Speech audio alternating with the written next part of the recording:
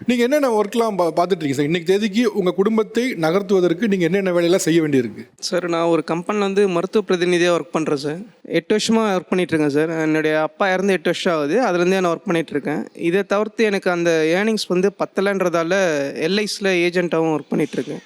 ரெண்டாவது ரியல் எஸ்டேட்ஸ்லேயே ஒரு சில கம்பெனிஸில் என்ரோல் பண்ணியிருக்கோம். அவங்களுக்கு கூப்பிட்டு போயிட்டு என்னுடைய கிளைண்ட்ஸ்க்கு கூப்பிட்டு போயிட்டு சைட் விசிட்டில் அவங்களுக்கு பிடிச்ச ஃப்ளாட்ஸ்லாம் புக் பண்ணி கொடுப்போம். இது பேசிஸில் எனக்கு கமிஷன்ஸும் கிடைக்கும். ஸோ காலைல இருந்துலேருந்து பைக்கில் சுற்றிக்கிட்டே இருக்க மாதிரி தான் இருக்கும். ஃபுல்லாக சுற்றிட்டே இருக்கும். ஃபார்மாக்கு போவீங்க, ரியல் எஸ்டேட் போவீங்க, அண்ட் எல்ஐசிலேயே ஒர்க் எல்ஐசி ஏஜென்ட்டாக ஒர்க் பண்ணுவீங்க. ஓகே, இப்போ இந்த 3 வேலை 4 வேலையில் பார்க்கறதுனால உங்களுக்கு மாதம் எவ்வளோ சம்பாதிக்க முடியும் இதில் ஆக்சுவலாக?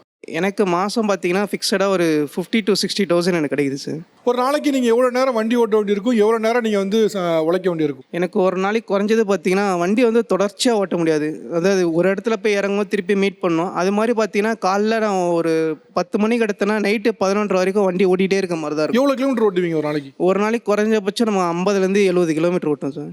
என்ன காரணத்தினால இந்த ஒரு 3 வேலையை கம்பல்சரியாக பார்த்தே ஆக வேண்டியிருக்கு? உடம்பு முடியல எது இருந்தாலும் கம்பல்சரியாக 3 வேலை பார்க்க வேண்டிய தேவை இல்லை கம்பல்ஷன் எங்கேருந்து வருது ஆக்சுவலாக? சரி, எனக்கு கம்பல்சரி தேவைன்னு பார்த்தீங்கன்னா என்னுடைய ஃபேமிலி வந்து முழுமையாக என்னுடைய ஏர்னிங்ஸில் டிபெண்ட் ஆகிட்டாங்க. அப்பா இறந்ததால். ரெண்டாவது அம்மா வந்து அப்பா இருக்க சொல்லி ஹவுஸ் ஒய்ஃபாக இருந்தாங்க. வெளி உலகமே மெயினாக தெரியாது. அப்புறம் எனக்கு வந்து ஒரு தம்பி இருக்கார். அவர் என்னோட வயசில் பார்த்திங்கன்னா ரொம்ப கம்மி. அவர் இன்ஜினியரிங் படிக்கிறாங்க. ஸோ அவங்களையும் மேனேஜ் பண்ணதுக்காக ஃபீஸ் கட்டுறது எல்லாமே நானே தான். ஆமாம், தம்பிக்கு ஃபீஸ் கட்டுறது எல்லாமே அவர் ட்ராவலிங் எக்ஸ்பென்ஸு. எங்கள் அம்மா சார். அம்மா.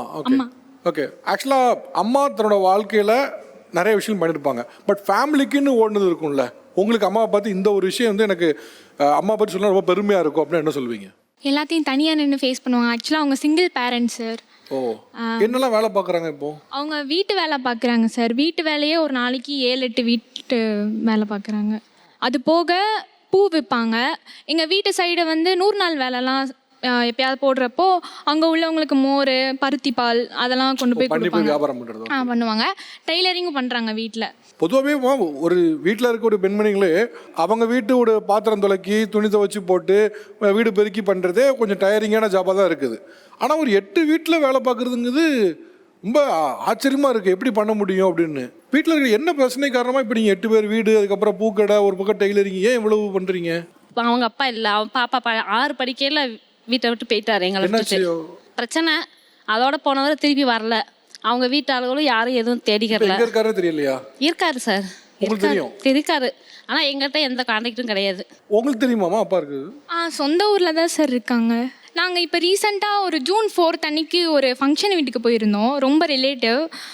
அவங்க வீட்டுக்கு போகிறப்போ அங்கே பார்த்தேன். ஆனால் பேசிக்கல சார். நானே ரொம்ப வருஷம் கழிச்சு தான் அவரை பார்த்தேன்.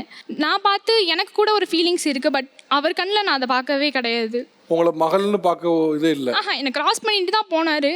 ஆனால் எதுவுமே பேசலை சார். ஸோ வீட்டில் அவர் இல்லைங்கிறதுனால நீங்களே எல்லாத்தையும் பார்க்க வேண்டியிருக்கு. Okay okay. எல்லாமே நான் தான் பார்க்கணும் அப்படின் போது பாப்பா +2 முடிச்சிட்டா. இப்போ காலேஜ் ஃபீஸ் இருக்குது. இன்னொரு பாப்பா 11 படிக்கிறா, 10 முடிச்சிருக்கா. இப்போ அடுத்து அந்த பெண்ணுக்கு படிக்க வைக்கணும். இப்போ வீட்டில் எல்லா சிச்சுவேஷனே வாடகை வீடு தான் சார். யார்கிட்டையும் நம்ம போய் கையேந்தி நிற்கக்கூடாது. என்னோடது அதுதான். யாரும் கேட்டால் செய்வாங்க. எங்கள் வீட்டில் வந்து தம்பி இருக்கான், அம்மா எல்லாருமே இருக்காங்க. ஆனால் யார்கிட்டையும் வந்து நம்ம ஹெல்ப் பண்ணி எனக்கு கேட்கக்கூடாது. நம்ம பிள்ளைங்கள தேவையை நம்மளே பார்த்துக்கணும். ஓகே, ஒருவேளை இப்போ உங்கள் அப்பா வந்து இந்த ஷோ பார்க்குறாருன்னு வச்சுக்கோங்களேன். இப்போ உங்கள் அம்மாவை பற்றி ஒரு சந்தோஷமாக ஒரு விஷயம் சொல்லணும், அது உங்கள் அப்பாவுக்கு வந்து நாக்கப்படுகிற மாதிரி இருக்கணும் அப்படின்னா என்ன சொல்லுவீங்க? எங்களுக்கு அங்கே சொந்த ஊரில் இடம் எல்லாமே இருக்குது. வாட் இஃப் நான் வந்து ஃப்யூச்சரில் நான் நல்லா படித்து நல்லா வேலைக்கு போகணுன்னு தான் சார் ஆசை. நல்லா சம்பாரித்து அவர் முன்னாடி வந்து வீடு கட்டி அவரையே வந்து என்னோட வீட்டு பால் காய்ச்சி கூப்பிட்டு பாருங்கள், நீங்கள் இல்லைனாலும் நான், எங்கள் அம்மா, என் பாப்பா 3 பேர் இருக்கோம்ல நாங்கள் அப்படின்னு காட்டணும் சார். பேசிக்காக நீங்கள் விட்டு போயிட்டீங்க, அதனால் நாங்கள் ஒன்றும் கெட்டு போகல, நாங்கள் நல்லா தான் வாழ்கிறோம் அப்படிங்கிறத காட்டணும். நீங்கள் ஒரு நாளைக்கு என்னென்ன வேலைகள் பார்க்குறீங்க, எவ்வளோ நேரம் வேலை பார்க்குறீங்க? நான் ஒரு நாளைக்கு வந்து பார்த்தீங்கன்னா ஒரு 18 மணி நேரம் கண்டிப்பாக வேலை பார்த்துருவேன். என்னென்ன வேலைலாம் பார்க்குறீங்க? ஷிஃப்ட்டுக்கு போயிட்டுருக்கேன் சார். சூப்பர்வைசராக இருக்கேன் நான். பார்த்து முடிச்சுட்டு அதுக்கப்புறம் ஊபர் ஓட்ட போவேன், சொமேட்டோ ஓட்ட போவேன். அதுமாரி அதெல்லாம் என் ஃப்ரெண்டு எதனா வேலை சொன்னாங்கன்னா இப்போ வந்து கார் ஓட்ட கற்றுட்ருக்கேன் சார். அது போச்சுன்னா இப்போ ஏன்னா எங்கள் இதுலேயே வந்து பார்த்தீங்கன்னா ஆக்டிங் நிறைய டிரைவர் கேட்குறாங்க. சரி நம்ம போனால் கற்றுக்கிட்ட ஒரு லைசன்ஸ் தரேன், நம்ம போய் அதை கூட நம்ம ஓட்டினா ஒரு 1500 ஒரு நாளைக்கு தராங்கன்னு சொல்லிட்டு இப்போ அதுவும் கற்றுட்ருக்கேன் சார். நான் இப்போ எல்லாமே வந்து நான் பார்க்குறது வந்து பார்த்தீங்கன்னா என்னோட ஒய்ஃபுக்காக மட்டும்தான். அவங்க வீட்டில் வந்து பார்த்தீங்கன்னா நல்லா வசதியாக வாழ்ந்தவங்க. என்னை லவ் பண்ணாங்க ஒரே காரணத்துக்காக. அவங்க எல்லாத்தையும் விட்டுட்டு என்னை நம்பி வந்தாங்க. அவங்க வீட்டில் எப்படி இருந்தாங்களோ அதேமாரி நான் வந்து பார்த்துக்கணும்னு சொல்லிட்டு அவங்களுக்காக நான் வந்து உழைச்சிட்ருக்கேன். நீங்கள் தான் ஃபேமிலிக்கு ஒர்க் பண்ணுறீங்களா? என்னை படிக்க வைக்கிறாரு சார். ஓ அப்படியா, என்ன படிக்கிறீங்க? டிஎம்எல்டி பண்ணிட்டு இருக்கேன் சார். DMLT DMLT. அது எங்கள் அப்பாவோட ஆசை. நான் 12th படிக்கும்போது அப்பா இறந்துட்டாங்க. இறக்கும்போது சொல்லிகிட்டே தான் இறந்தார், லேப் டெக்னீஷியனாக நீ ஆகணும் அப்படின்ட்டு. உண்மையாக அவரோட ஒய்ஃபுன்னு சொல்லி ரொம்ப கர்வமாக இருக்குது சார் எனக்கு. இவ்வளவும் பண்ணி தான் அதை நம்மளை கம்ஃபர்ட்டாக வச்சுருக்காருன்னு தெரியுமா உங்களுக்கு? எவ்வளோ இதாக இருந்தது? நான் அவர்கிட்ட சொல்லியிருந்தேன், நான் ரொம்ப ஆடம்பரமாலாம் இருக்க விரும்பலை. நான் உங்கள் கூட சேர்ந்து நான் ரோட்டில் நின்று கூட நான் கஷ்டப்படுறேன். உங்களோட சேர்ந்து அவருக்கு இப்போ டீ கடை பிஸ்னஸ் வைக்கணும் ஒரு ஆசை இருக்குது சார். ஒரே ஒரு இண்டக்ஷன் ஸ்டவ்வோட லைஃப்பை ஸ்டார்ட் பண்ணோம் சார். 1 year ஆகுது எனக்கு மேரேஜ் ஆகி. அவங்க வந்து பார்த்தீங்கன்னா அப்ரெண்டிஸ் ஆப்ரேஷன் பண்ணுவாங்க. கீழே வந்து தரையில் வந்து படுக்க முடியாது. ஒரு துணி கூட அவங்களால துவைக்க முடியாது. அவங்க எனக்கு உடம்புலாம் கூட துவைப்பாங்க. துவைச்சி முடிச்சோன்னா வயிறு ரொம்ப வலிக்குன்னு சொல்லிட்டு வந்து படுத்துருவாங்க. அவங்களால சாப்பிடுவாங்க சார். அந்த சாப்பாடு அவங்களுக்கு வந்து டைஜஷனே ஆகாது. அடிக்கடி ஃபுட் பாய்சன் ஆகிடும். அவங்களுக்காகவே நான் அவங்களுக்கு என்னென்ன பிடிக்குமோ சொல்லிட்டு அதுக்கு ஏற்ற மாரி சமைச்சு கொடுப்பேன். நான் அவங்களுக்கு வந்து சமைச்சு கொடுத்தது யாருமே இல்லை. எங்கள் வீட்டிலேருந்து யாரும் வந்து பார்க்க மாட்டாங்க. எனக்கு அம்மா போட்டதுமே சரி, அவங்களுக்கு வந்து அம்மா போட்டுருந்துச்சு.